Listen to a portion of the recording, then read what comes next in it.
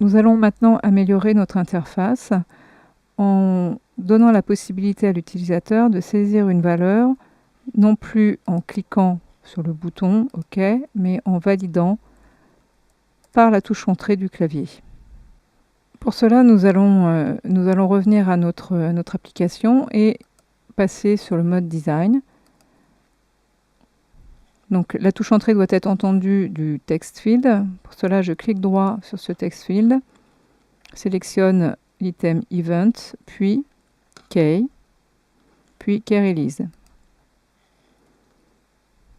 L'application s'ouvre en mode source et m'ouvre une fonction valeur saisie TF Key Released, au sein duquel je vais placer du code qui va me permettre de valider les valeurs saisies.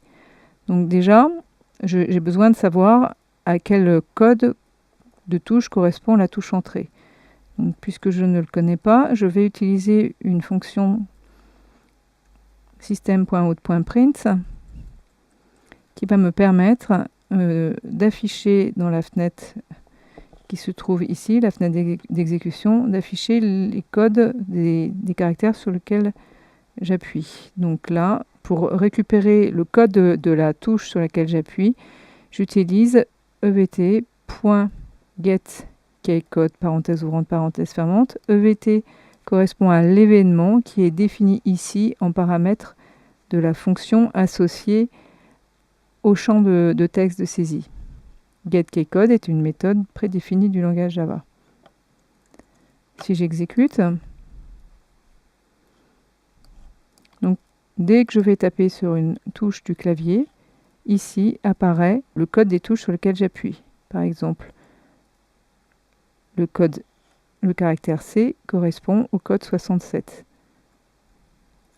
Le caractère 1 au code 49. Si je valide, si j'appuie sur la touche valide, j'obtiens 10. Donc le code 10 correspond au code de la touche entrée. Sachant cela, je vais utiliser une structure if au sein duquel je vais placer la récupération de la touche sur laquelle j'ai appuyé et je dis si c'est égal à 10.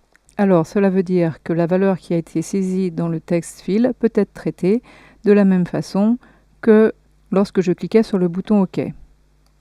Pour cela, je vais copier tout le bloc du code qui se trouve dans le gestionnaire du bouton OK et je le place au sein de la structure if, comme cela. Si j'exécute, je teste.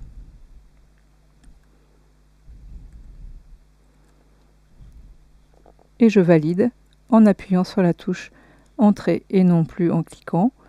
Et donc la valeur 233 est trop grande. Si je rentre une valeur plus petite, 150 par exemple, c'est toujours trop grand. Donc on voit que là, la valeur saisie est bien saisie en validant par la touche Entrée et non plus en validant par le bouton OK.